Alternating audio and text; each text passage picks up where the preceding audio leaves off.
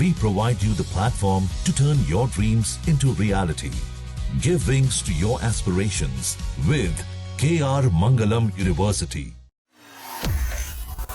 SCO यानी कि Shanghai सहयोग संगठन की बैठक में रक्षा मंत्री राजनाथ सिंह ने वैश्विक सुरक्षा, आतंकवाद और सहयोग को लेकर भारत का स्पष्ट रुख सामने रख दिया है। उन्होंने साफ चीन के सामने पाकिस्तान को ऐसा मुंहतोड़ जवाब दिया, चीन और पाकिस्तान दोनों देखते ही रह गए। दरअसल उन्होंने कहा है कि मौजूदा खंडित वैश्विक माहौल में एससीओ की भूमिका और भी महत्वपूर्ण हो गई है और दुनिया को एकजुट होकर आतंकवाद के खिलाफ सख्त कदम उठाने होंगे। तो आपको जानकारी ये भी दे दूं कि राजनाथ सिंह ने साफ साफ कहा कि एससीओ क्षेत्र दुनिया की प्राचीनतम सभ्यताओं और साझा सांस्कृतिक विरासत का केंद्र रहा है। ये क्षेत्र ऐतिहासिक व्यापार मार्गों, उद्यमिता और सांस्कृतिक जुड़ाव से समृद्ध रहा है। उन्होंने कहा कि आज के समय में दुनिया में एक तरफावाद और संघर्ष तेजी से बढ़ रहे हैं, वैश्विक सहमति कमजोर हो रही है और मतभेद ज्यादा मुखर हो गए हैं और हाल के सालों में लगातार युद्ध और संघर्षों से भारी जान माल का नुकसान भी हुआ है। रक्षा मंत्री ने यह भी कहा कि यह समय रक्षा और सुरक्षा तंत्र के लिए आत्म मंथन का है। आतंकवाद, उग्रवाद और कट्टरपंथ आज सबसे बड़े वैश्विक खतरे बन चुके हैं। उन्होंने कहा है कि एससीओ ने हमेशा आतंकवाद के खिलाफ सख्त रुख अपनाया है और तियानजिन डेलीगेशन ने इस दिशा में एकजुटता को और मजबूत किया है। पहलगाम आतंकी हमले का अगर हम जिक्र करें तो पहलगाम आतंकी हमले का जिक्र करते हुए उन्होंने साफ कहा कि इसने पूरी मानवता को झकझोर दिया और ये साबित किया है कि आतंकवाद का कोई औचित्य नहीं है। राजनाथ सिंह ने यह भी कहा है कि ऑपरेशन सिंदूर भारत की जीरो टॉलरेंस नीति को स्पष्ट करता है। उन्होंने जोर देकर कहा कि आतंकवाद का कोई धर्म या देश नहीं होता है और इसे एक वैश्विक खतरे के रूप में देखना चाहिए। उन्होंने कहा कि स्टेट स्पॉन्सर्ड और क्रॉस बॉर्डर आतंकवाद के खिलाफ सख्त कार्रवाई जरूरी है। सर, आपसे सीधे तौर पर समझना चाहूंगी कि भारत ने एक बार फिर से चीन के सामने पाकिस्तान को ऐसा मुंहतोड़ जवाब दिया, चीन तो देखता ही रह गया, पाकिस्तान भी कोई जवाब नहीं दे पाया। देखिए, आप अच्छी कूटनीति भाषा में आपने चीजों को समझाया। जो राजनाथ सिंह ने कहा, ये कूटनीति की भाषा जो होती है बड़ी अच्छी सी होती है, सुनने में अच्छी लगती है, लेकिन अगर हम ठेठ भाषा में कहें तो सचमुच में धो दिया जी।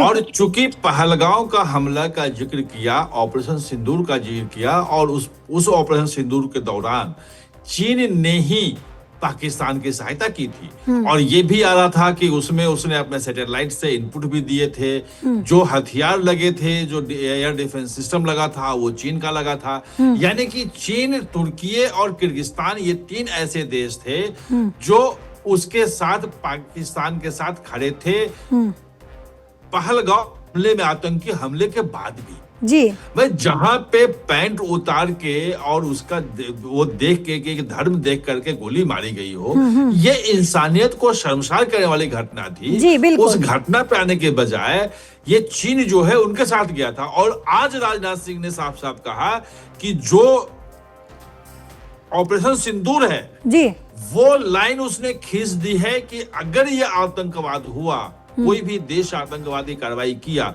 तो भारत का जवाब ऐसा ही होगा जी। और ये चेतावनी दोनों को दे दी जी, तमाम देशों को कि अगर आतंकवाद को कोई भी देश अगर पोषित कर रहा है, वो अपना एक हथियार के रूप में इस्तेमाल कर रहा है, तो वो बंद कर दे। वो उसके सर, पाकिस्तान के लिए ये मैसेज जो है ये तो राजनाथ सिंह ने दिया ही, लेकिन पाकिस्तान इसको कैसे ग्रैब करेगा, कैसे किस तरीके से समझेगा? क्योंकि आज तक हमने देखा कि पाकिस्तान को कितने भी कूटनीति तरीके से समझाने की कोशिश की जाती है, शायद पाकिस्तान के पास वो समझने की शक्ति है ही नहीं कि वो कूटनीतिक भाषा में समझे। ऑपरेशन सिंदूर से पहले भी जो है कई बार बातचीत हुई, पहलगाम हमले से पहले भारत जो है कूटनीतिक तौर पर पाकिस्तान को समझाने की कोशिश करता रहा, लेकिन ये इतना ऐसा घटना जो हमें देखने को मिला, दुखद घटना पहलगाम में, उसके बाद जब भारत ने एक्शन लिया ऑपरेशन सिंदूर किया, तब जाके पाकिस्तान को समझ में आया। आज भी पाकिस्तान, अगर हम पश्चिम एशिया में जो युद्ध चल रहा है, इस बीच भी पाकिस्तान ने कई ऐसे विवादित बयान दिए हैं भारत को लेकर कि बंगाल में हमले करेंगे, मुंबई में जो है हमले करेंगे, दिल्ली में भारत के दिल पर हमला करेंगे। इस तरीके के कई ऐसे बयान, विवादित बयान सर सामने आए। क्या लगता है कि राजनाथ सिंह के इस बयान से पाकिस्तान का अकल जो है वो ठिकाने लग जाएगा, या फिर अकल ठिकाने लगाने के लिए ऑपरेशन सिंदूर, जिसको अभी सिर्फ होल्ड पर रखा गया है, आने वाले समय में उसको फिर से एक बार एग्जीक्यूट करना पड़ेगा? देखिए, बयान से तो कभी पाकिस्तान के दिमाग ठिकाने नहीं आए हैं जी। और चाहे वो आप कुछ कितना ही बयान दे दो, कितने भी कड़े शब्दों में निंदा कर दो, कुछ नहीं होता है। हाँ, ऑपरेशन सिंदूर से उसका दिमाग जरूर ठिकाने में आ गया जी, कि अगर दोबारा किया तो फिर अब इस बार भारत और छोड़ेगा नहीं। लेकिन समस्या पाकिस्तान का दूसरी है। ऐसा नहीं है कि वहां के लोग नहीं समझते हैं, समस्या वहां के जो सेना का है कि सेना के हाथ में जो पूरा का पूरा पाकिस्तान है, एक देश है, सेना चला रहा है, वो इसीलिए है क्योंकि वो दिखाता है कि भारत से उसके अस्तित्व को खतरा है। जी। और अस्तित्व को खतरा क्यों है? क्योंकि भारत में हम मुसलमान नहीं रह सकते हैं, इसके नाम पे अलग देश लिया जी।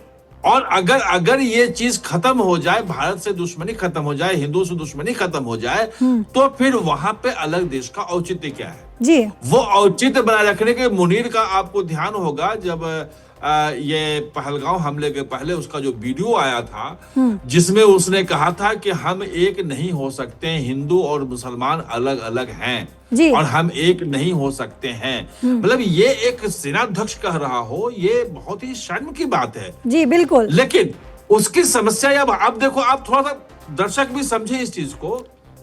सर, मैं एक सवाल अपने दर्शकों के लिए पूछना चाहूंगी कि आपको क्या लगता है, आप लगातार कमेंट्स में इसका जवाब दीजिएगा, आपको क्या लगता है कि क्या ऑपरेशन सिंदूर 2.2 एक बार फिर से एग्जीक्यूट करने की जरूरत है? हम एक बार फिर से अपने एक्सपर्ट के पास चलते हैं, लेकिन आप इस सवाल का जवाब लगातार कमेंट्स में दीजिएगा। जी सर। देखिए, उसमें है क्या कि ऑपरेशन सिंदूर ने कैसे अलग कर दिया, इसको समझना पड़ेगा। जी। 1948 में हार खाई जो कश्मीर में जो पीओके गया और गलती से भारत ने युद्ध विराम बीच में कर लिया, उस वक्त सीज फायर किया, जिसके कारण से पीओके रह गया, वरना पूरा का पूरा गिलगित बिल्तिस्तान भारत में आया तक। छोड़िए, 48 में हारा, 65 में कोशिश की, दुस्साहस की, उसमें हारा, 71 में हार गया। तो ये साफ हो गया पाकिस्तान के सामने कि दो आर्मी जो लड़ते हैं, पाकिस्तान आर्मी भारत के आर्मी के सामने कहीं नहीं है, टिक नहीं पाएगा। बिल्कुल। तो उसने रास्ता चुना आतंकवाद का कि हमारी आर्मी नहीं लड़ेगी, बहुत सस्ते में हम आतंकवादी तैयार करेंगे और वो भारत पे हमला करेगा। और जिसको जो जिया थे वहां पे राष्ट्रपति जो थे, उन्होंने इसको सिद्धांत दिया कि हम 1000 कट्स करके, मतलब हजारों घाव दे करके भारत का इतना खून बहाएंगे कि भारत मर जाएगा। जी। भले हमसे ताकतवर हो, हम छोटे छोटे 1000 घाव करेंगे। तो उसमें आतंकवाद आया वो। अब चूंकि परमाणु बम भी उसके पास था, तो एक परमाणु डिटरेंस था कि जैसे ही कुछ करोगे तो हम परमाणु बम फोड़ देंगे। जी।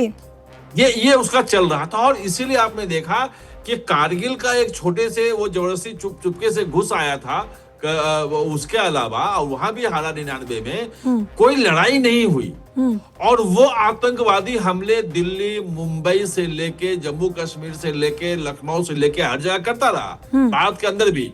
उसके बाद भी चूंकि परमाणु बम था, इसलिए नहीं हुआ। जी। जो ऑपरेशन सिंदूर में अंतर आया, वो आया कि परमाणु बम होने के बावजूद भी हम तुम्हें खत्म कर सकते हैं। और कैराना हिल्स में जो भारत ओपनली स्वीकार नहीं कर रहा और पूरी दुनिया के एक्सपर्ट ने सब कुछ देख के बताया, वहां कैराना हिल्स में धुएं निकलते दिखे कि कैराना हिल्स में जहां उसके रखे हुए हथियार थे परमाणु, वहां मुहाने जाम कर दिए। जो उसका एटॉमिक कमांड सेंटर नूर खान बेस पे था, एटॉमिक कमांड सेंटर के पास गिरा दिया, 11 एयर बेस उड़ा दिए। जो अब आ रही है कि 14-15 जहाज हैंगर में उसके खत्म हो गए, सारी चीज खत्म हो गई।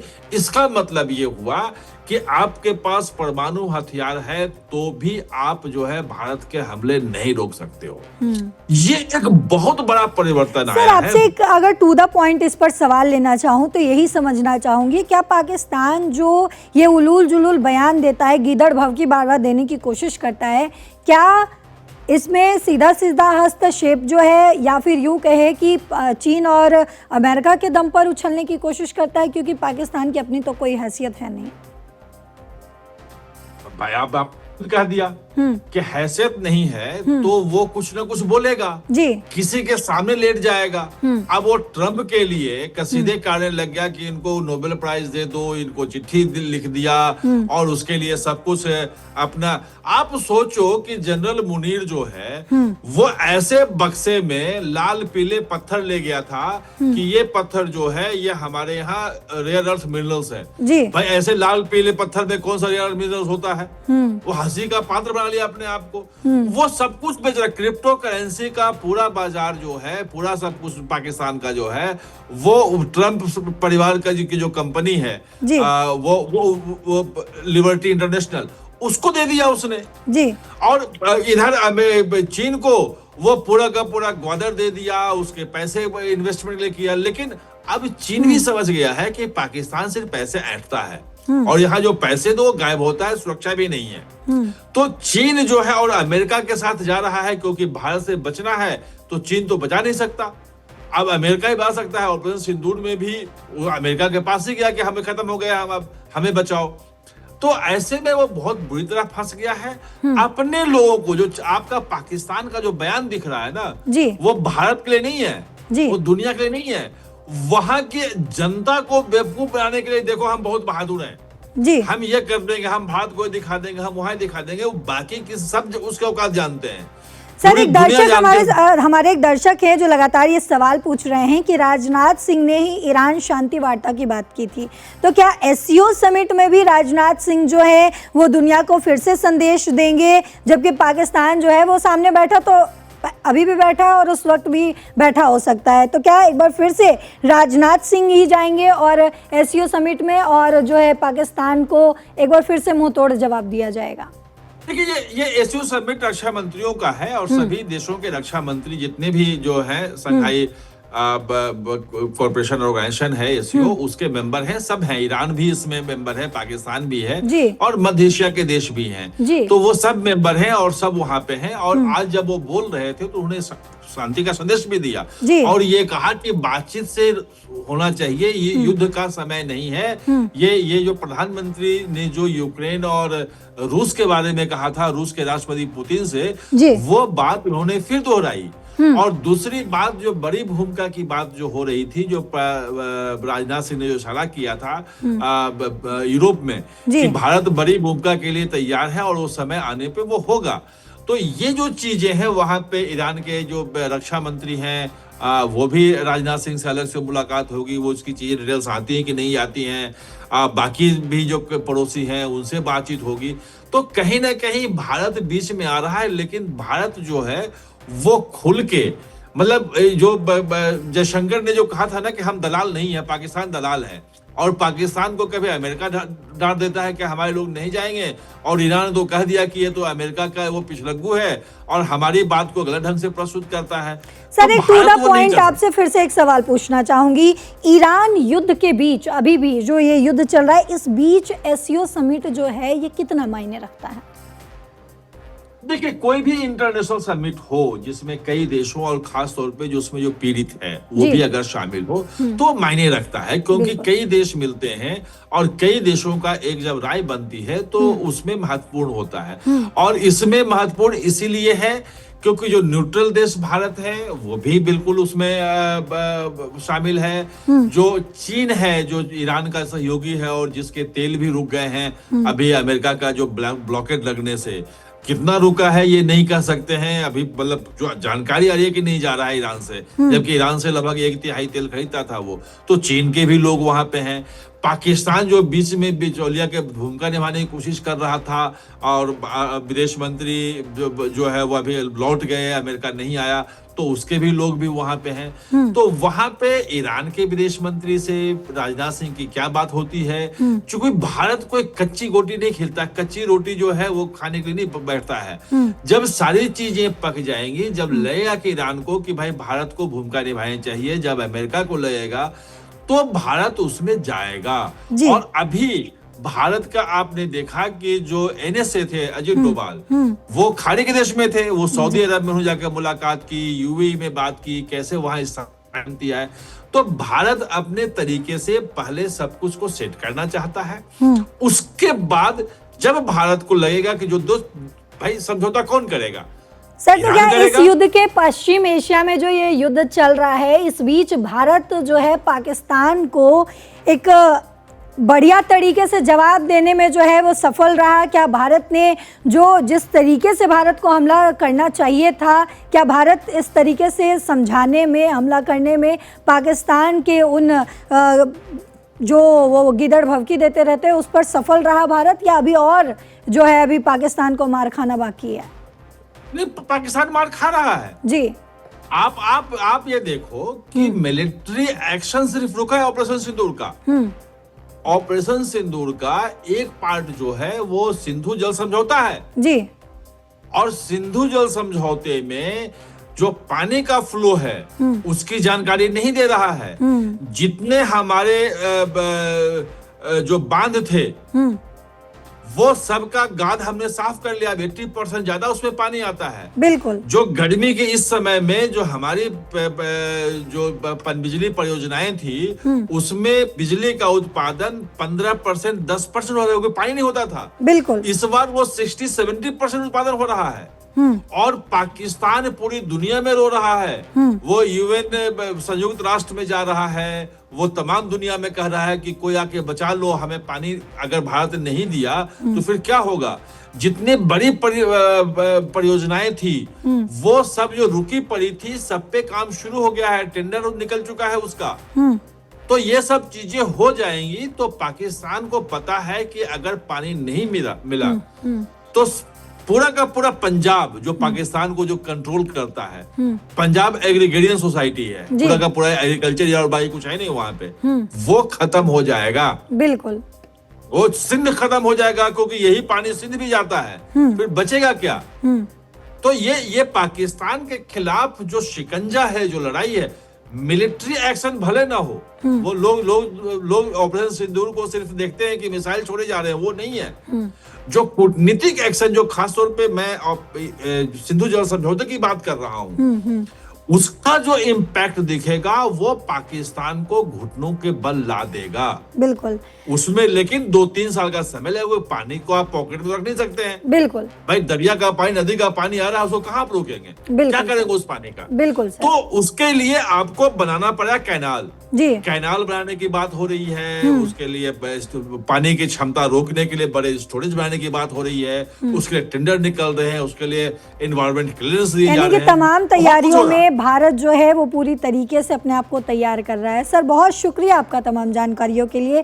तो आपने समझा हमारे एक्सपर्ट से कि किस तरीके से भारत जो है वो अपनी पूरी तैयारी में है और एससीओ समिट के बीच जो है कैसे भारत की तरफ से पाकिस्तान को एक मुंहतोड़ जवाब दिया गया है। एक बार फिर से जहां पश्चिम एशिया में युद्ध चल रहा है तो उसी बीच जहां बैठक हुई एससीओ को लेकर, तो उस बीच भारत ने पाकिस्तान को एक बार फिर से वो जवाब दिया है जिस जवाब को आपने प्रधानमंत्री नरेंद्र मोदी की तरफ से सुना था। उन्होंने साफ कहा था, टेरर और टॉक एक साथ नहीं हो सकता, खून और पानी एक साथ नहीं बह सकता। और उसी का जवाब बार बार रक्षा मंत्री राजनाथ सिंह पाकिस्तान को देते रहते हैं।